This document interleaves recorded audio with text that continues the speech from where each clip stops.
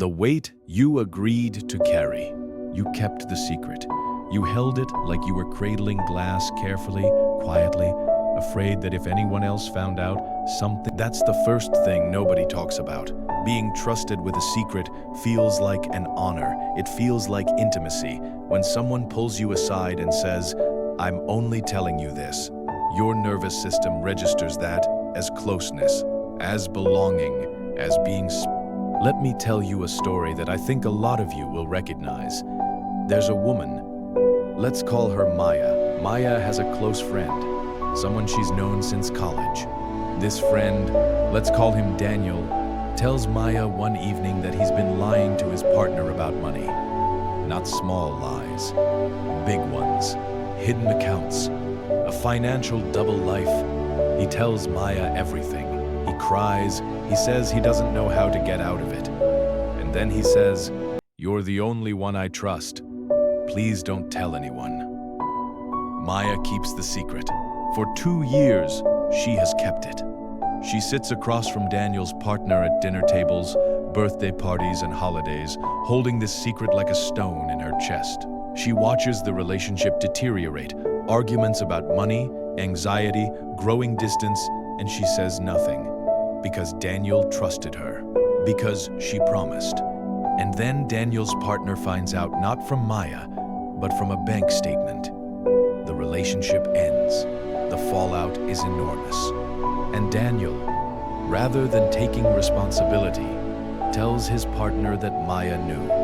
That Maya helped him hide it. That Maya was complicit.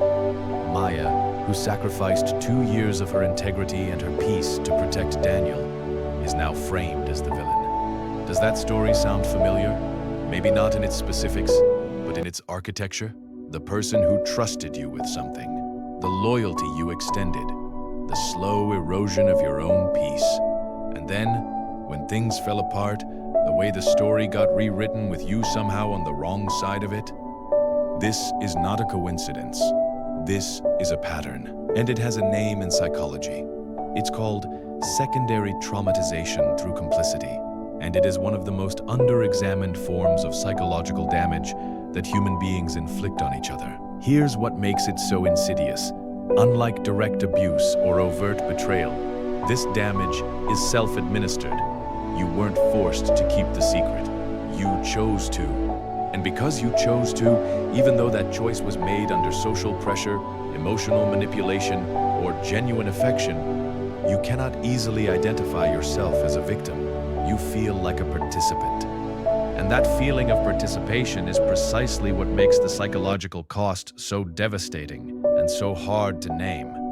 I want to be very precise about this, because I think vague language lets us avoid the reality of what we're dealing with.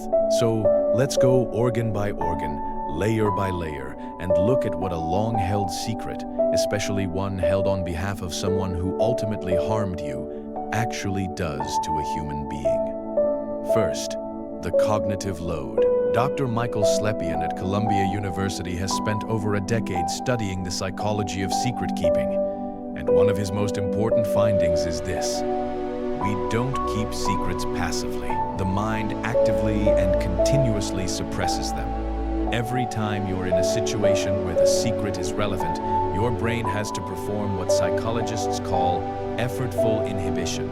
It has to catch the truth before it surfaces. It has to monitor your language, your facial expressions, and your body language, all in real time. This is exhausting, not metaphorically exhausting. Literally, neurologically, measurably exhausting. Slepian's research found that people carrying significant secrets rated tasks like hills as steeper and distances as further than people who weren't. The mental weight of suppression was translating directly into the perception of physical difficulty. The secret made the world feel harder. Now imagine that cognitive load sustained not for a day, not for a week, but for months or years.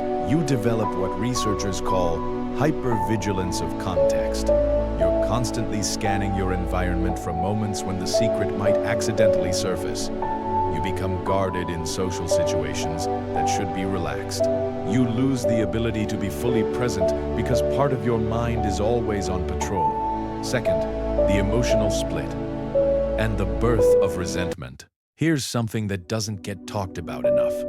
Keeping a secret for someone you care about creates a psychological split.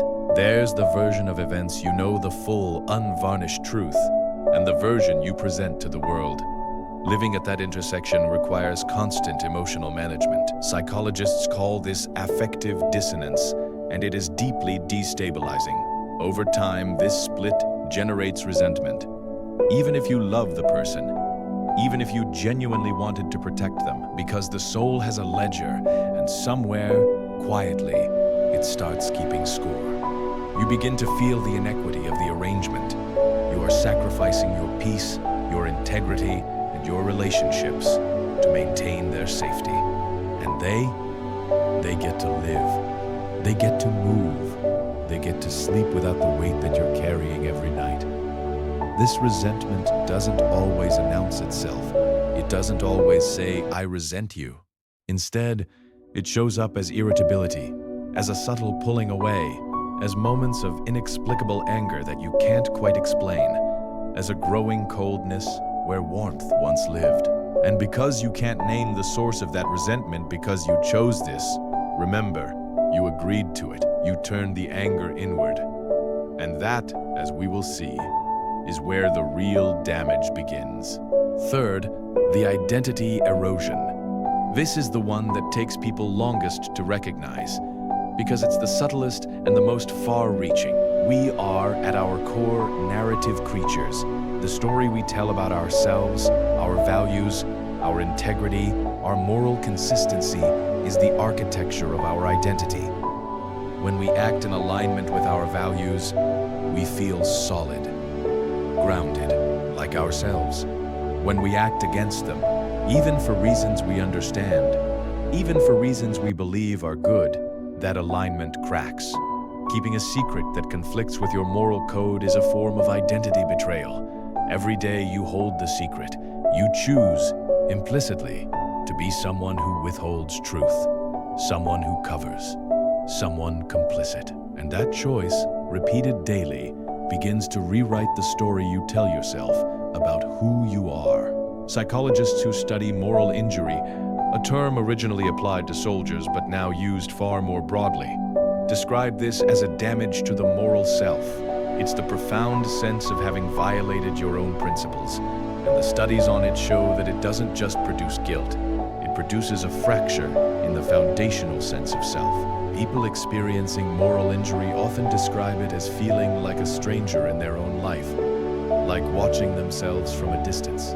The person they used to be is getting further and further away. And here's what makes your situation particularly painful. You developed moral injury in the service of someone who eventually proved unworthy of it. You violated your own integrity to protect someone who then used you, betrayed you, or let you take the fall. The injury isn't just to your sense of self, it's to your sense of what love and loyalty mean. Fourth, the body keeps the score. I want to stay here for a moment, because this is where things get physical, and I think it will help some of you understand symptoms you've been dismissing or medicating without understanding their origin. Research on secret keeping consistently shows that chronic secret holding activates the body's stress response. Cortisol, the stress hormone, stays elevated. The immune system is suppressed. Sleep quality degrades. Gastrointestinal problems increase. Headaches become more frequent. There's even evidence linking prolonged psychological suppression to increased inflammation markers in the bloodstream. Your body was not designed to maintain a secret indefinitely. It was designed for truth, for transparency, for the relief of expression. When you deny that relief, it finds other outlets. It speaks of insomnia, in digestive issues, in the tension in your shoulders that no amount of massage seems to fix, in the exhaustion that doesn't improve with rest. You were sick, and you didn't even know why. And now, here's the cruelest part. Even after the secret is out, even after the person who gave it to you has moved on or revealed themselves to be the person they truly were, the body doesn't immediately recover. Because you spent months or years training your nervous system into a state of guardedness, into a state of hypervigilance. And nervous systems, unfortunately, don't unlearn things just because the threat has passed. They require deliberate, patient recalibration. Fifth, the social contamination. Here's something that may hit very close to home. Carrying a secret doesn't just affect you, it affects every relationship you have while you're carrying it. Because you cannot be fully present, because you are always partially occupied with what you cannot say. This creates invisible walls in even your closest relationships. People sense the absence even when they can't name it. They feel a distance they can't explain. And some of them, not knowing what it is, assume it's about them. They pull away. They misinterpret your guardedness as disinterest, your distraction as coldness, your exhaustion as lack of care. The secret, in other words, doesn't just corrode your relationship with yourself. It quietly poisons the relationships around you. It isolates you in a way that is incredibly difficult to explain to anyone, because explaining the isolation requires revealing the secret. And revealing the secret violates the promise you made. So, you stay isolated. You perform closeness while being fundamentally alone with your knowledge. That's loneliness of a particular kind. Not the loneliness of being unloved, the loneliness of being known by everyone and truly known by no one. You weren't just carrying their secret. You were carrying the weight of a false version of your own life and smiling through it every single day. I want to do something a little unusual now. I want to do an honest, unflinching cost-benefit analysis of what keeping this secret actually got you and what it cost you. Because I think many of us, when we're in the middle of loyalty, never sit down and do this math. And the people who ask us to keep secrets, they're absolutely counting on that. Let's start with what you were promised, explicitly or implicitly, when you agreed to keep the secret. You were promised closeness. You were promised trust. You were promised that this act of loyalty would deepen the relationship, cement the bond, and prove something about who you are to someone who mattered to you. And maybe if the person was skilled enough, you were also given the impression that saying no would destroy the relationship. That disclosure would be an act of betrayal rather than integrity. Now let's look at what was actually delivered. In many of these situations, not all, but many, the closeness was conditional. It lasted exactly as long as the secret needed protecting. The moment the secret stopped being useful to them, the moment they no longer needed your silence, the intimacy it was wrapped in began to evaporate. You discovered painfully that what felt like a deepening of trust was actually a transaction. You were given the illusion of closeness in exchange for your compliance. That is a devastating realization, and I don't want to soften it for you, because I think the softening is actually part of why so many people stay stuck. They keep reframing the transaction as genuine intimacy, because accepting that it was transactional feels unbearable. It means accepting that the closeness wasn't real, that they were chosen not because they were valued, but because they were useful. Let me now name the costs, not abstractly, specifically. Cost number 1, your peace of mind. You paid for their secret with your sleep, your mental quiet, your ability to be present in your own life. That is not a small price. Sleep disruption alone, which is one of the most consistent physiological consequences of secret keeping, affects cognition, emotional regulation, immune function, cardiovascular health, and mental health. You literally gave them pieces of your health. And what do you get for that? The privilege of knowing something you'd rather not know. The burden of protecting someone who in the end did not protect you. Cost number 2, your integrity.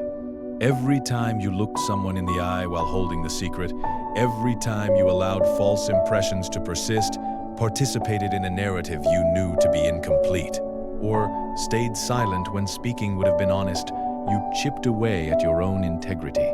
And here's the thing about integrity. It is not merely a moral concept. It is a psychological one. Your sense of self-coherence, your ability to believe that you are fundamentally a good person acting in alignment with your values, depends on it. When that self-coherence is damaged, you begin to feel unworthy, not deserving of good things, not to be trusted, even by yourself. This is where the real long-term damage shows up, not in dramatic breakdowns, but in the quiet erosion of self-trust, in the way you second-guess your own instincts, in the way you find yourself drawn to situations that repeat the dynamic, because some part of you believes this is what you deserve. Cost number 3, your time. This one never gets enough attention. You will not get back the months or years you spent managing, monitoring, and maintaining their secret. That time, the conversations you navigated carefully, the social situations you dreaded, the mental energy you spent calculating what you could and couldn't say is gone, permanently. And the cruelest irony, while you were spending that irretrievable time protecting them, they were living their life, not agonizing in the way you were, not carrying the weight in the same way, because the carrier of the secret always bears more of the weight than the one who created it. Cost number 4, your future capacity to trust. This is perhaps the most insidious cost, because it doesn't just affect the relationship with the person who wronged you, it affects every relationship that comes after. When someone close to us weaponizes our loyalty, when they use our willingness to protect them as the instrument of our own destruction, it teaches the nervous system a lesson about love that is very difficult to unlearn. Intimacy is a trap. You may notice this in your life right now. Someone tries to get close to you, and something in you flinches. Someone asks you to keep something between the two of you, and even if it's completely benign, your heart rate spikes.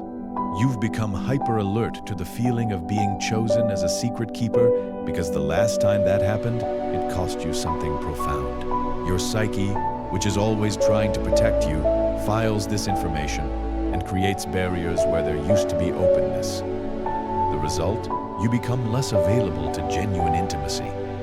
You may come across as guarded, distant, or suspicious. And the worst part is that this is completely rational, given what you've been through. But rationality doesn't make it less lonely. Now let's talk about the other side of the ledger. What did you actually gain? And I want to be honest here, because I think it's important to acknowledge that there are real gains, or at least perceived gains, that make these arrangements so seductive. You gained a sense of being needed. For many people, particularly those with histories of not feeling seen, or who derive their sense of worth from being useful to others, being needed is deeply reinforcing.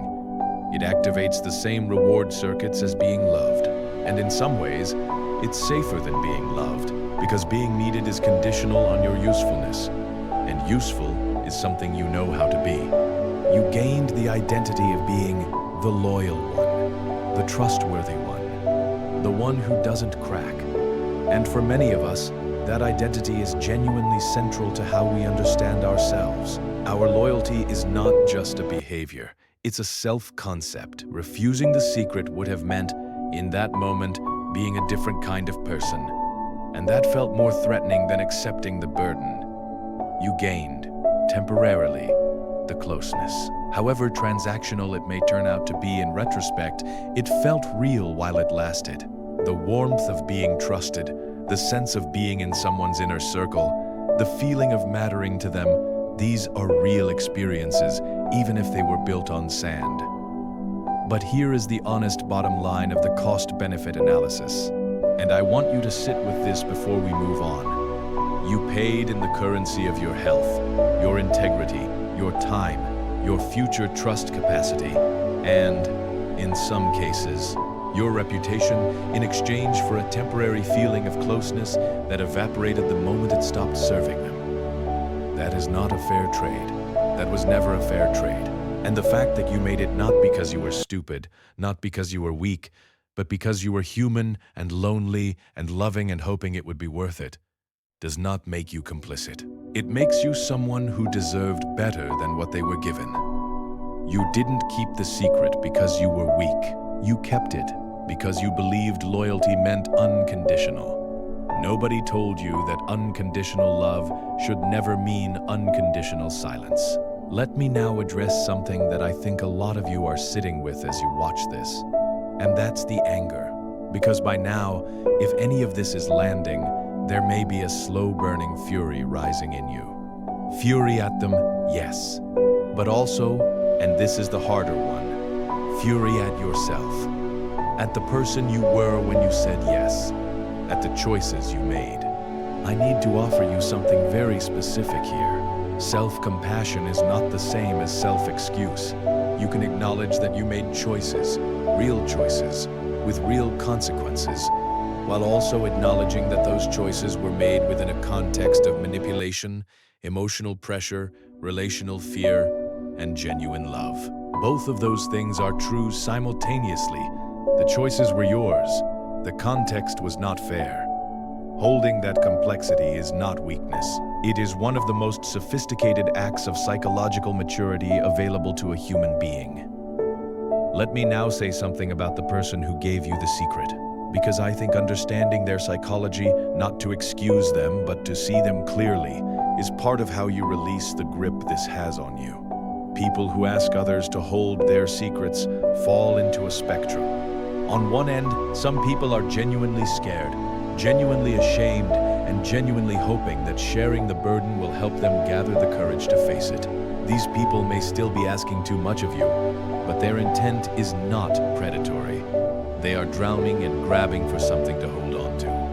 On the other end of the spectrum, and I suspect for many of you watching, this is the more relevant end.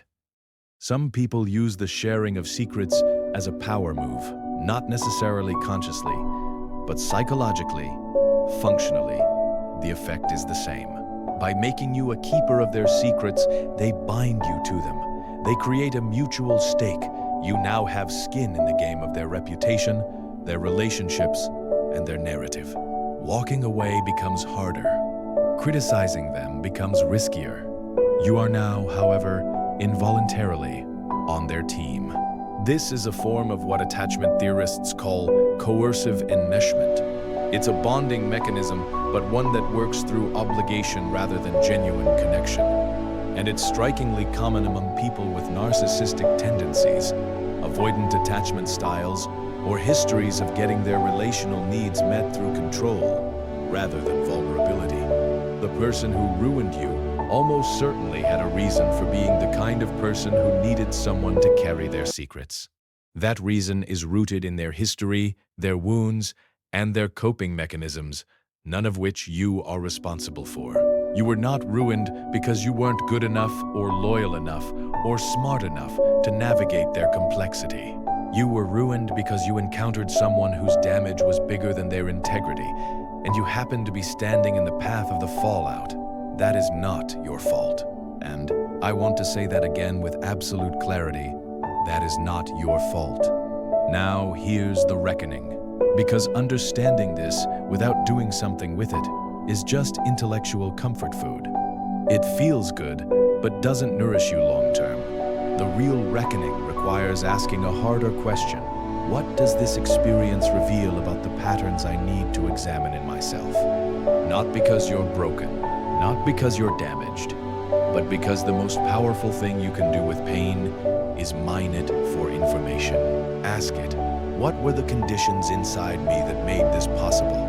Was there a people-pleasing reflex so strong that you couldn't say no even when your gut told you to? Was there a loneliness so deep that the feeling of being needed overrode your self-protective instincts? Was there an attachment to being seen as the good one that made you ignore the moral weight of what you were agreeing to? None of these questions is an accusation. They are invitations. Invitations to know yourself more deeply than you did before this happened, and that deeper knowing is, paradoxically, one of the gifts hidden inside the rubble of this experience. I want to be very honest with you about recovery, because I think popular psychology does a disservice by making it sound simpler than it is. You do not heal from this in a weekend. You don't journal about it twice and wake up whole. What you do is begin a process, and the beginning of that process requires a few specific things that I want to name clearly. The first thing recovery requires is grief. You need to grieve properly, fully, without rushing through it, the version of the person you thought they were. Because you didn't just lose a relationship, You lost your belief in who that person was, and that belief was attached to your sense of yourself in the relationship. Who were you to them? What did you mean to them? If the answers to those questions are now different from what you believed, you are grieving not just a person, but an entire constructed reality. That is a real loss. It deserves real grief. Many people skip the grief and go straight to either anger or self-improvement. The anger is understandable, but consuming. The self-improvement is useful but premature if it's being used to avoid feeling the loss. Grief is not weakness. Grief is the honest acknowledgement that something that mattered to you is gone. Let yourself feel that. The second thing recovery requires is reclaiming your narrative. Part of what made this so damaging is that the story of what happened, the official story, the one that exists in the world, may not include you as anything other than a supporting character, or worse, a villain. If the person who ruined you also reframed the story to exclude or diminish your perspective, you have been living with a narrative that doesn't belong to you. Reclaiming your narrative does not necessarily mean making it public. It doesn't mean confrontation or social media wars or public declarations. It means, at minimum, telling the full, honest, unedited story to at least one trusted person who holds no allegiance to the other party. A therapist. A deeply trusted friend. A journal. Your own voice, recorded, played back, heard. Externalizing your truth, getting it out of your body and into some form of expression is one of the most powerful interventions available to the human psyche. Research on expressive writing consistently shows significant improvements in immune function, emotional regulation, and cognitive processing among people who write about traumatic experiences. The act of telling your own story restores narrative agency. It says, I was there, this happened, and the way it happened is not the way they told it. The third thing recovery requires is rebuilding the relationship with your own instincts. Because here's the thing, in most of these situations, you had a moment, maybe several moments, where something felt wrong, where a small voice said, this is too much, this isn't right, I shouldn't be doing this. And you overrode it, not because you're stupid, but because the emotional stakes felt higher than the internal warning, because the fear of losing the relationship was louder than the wisdom of your gut. Part of recovery is learning to hear that voice again, to trust it, to understand that your instincts are not obstacles to love, they are its guardians. Rebuilding that trust is slow. It requires practice. It requires small daily acts of listening to yourself and choosing accordingly. But over time, it creates a foundation that no one can easily take from you again. The fourth thing, and this is the one people most resist, is setting a new internal policy. Not a wall, not a closed heart, a policy. A set of internal guidelines about what kinds of secrets you will and will not carry, for whom, and for how long. The answer to being burned by loyalty is not to become disloyal, it's to become discerningly loyal. To understand that real loyalty never requires you to act against your own integrity.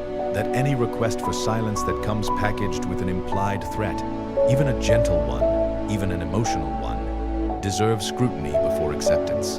Ask yourself, the next time someone places their secret in your hands, am I being trusted or am I being recruited?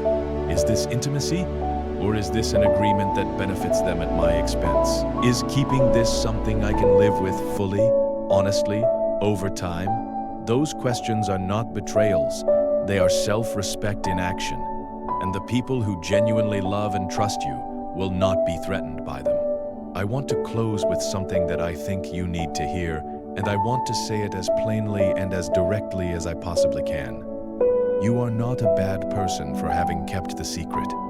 You are not a weak person for having kept it.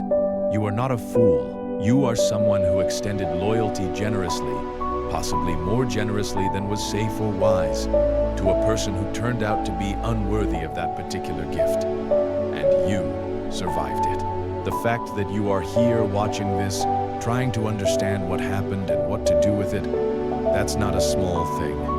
That is evidence of something in you that is genuinely remarkable. The refusal to let this define you through bitterness. The desire to understand rather than only to condemn. The hope that there is something worth learning here. There is so much worth learning here. You have learned what it feels like when intimacy is used as leverage. You now know that feeling in your body, in your gut, and that knowledge is protective. You have learned the cost of outsourcing your integrity to someone else's story. You know now that your integrity is not a resource you can afford to lend out indefinitely without consequences. You have learned that loyalty is not the same as silence, that love is not the same as cover, that being a good person does not require being complicit in someone else's bad behavior. These are not small lessons. These are foundational human lessons, and most people live their entire lives without fully integrating them. You get to carry this knowledge forward, not as a wound, though it will feel like one for some time, but eventually as a kind of earned wisdom that shapes every choice you make and every person you let close. I want to ask you something, and I want you to really sit with it after this video ends. If the version of you that agreed to keep that secret could see you now, could see how much it cost you, could see what happened, what you would want to say to them. Not harshly, not with blame, but with the compassion of someone who has walked the full road and come out the other side. I think most of you would say something like, "You didn't know. You were doing the best you could with what you believed about love and loyalty, and I don't blame you. But I need you to know your silence was never their salvation, and your suffering was never proof of your virtue. You were worth more than the role they gave you. You still are. The secret is gone now. What remains is you, and you are under no obligation to keep carrying what was never truly yours to carry." Thank you for watching this entire video. I know it wasn't easy.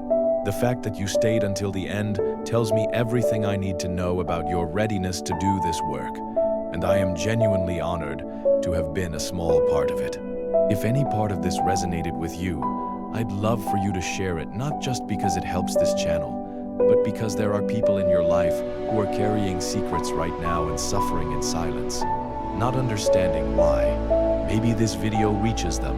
Maybe it gives them the language for something they've been feeling but couldn't name. And if you want to go deeper into the questions this raises, feel like the beginning of something rather than the end, drop what you're carrying in the comments. Not the secret itself. You don't owe anyone that. But tell me, how long did you carry it? What did it cost you? What did it teach you? Because your story matters. And sometimes the bravest thing we can do is let it be heard. I'll see you in the next one.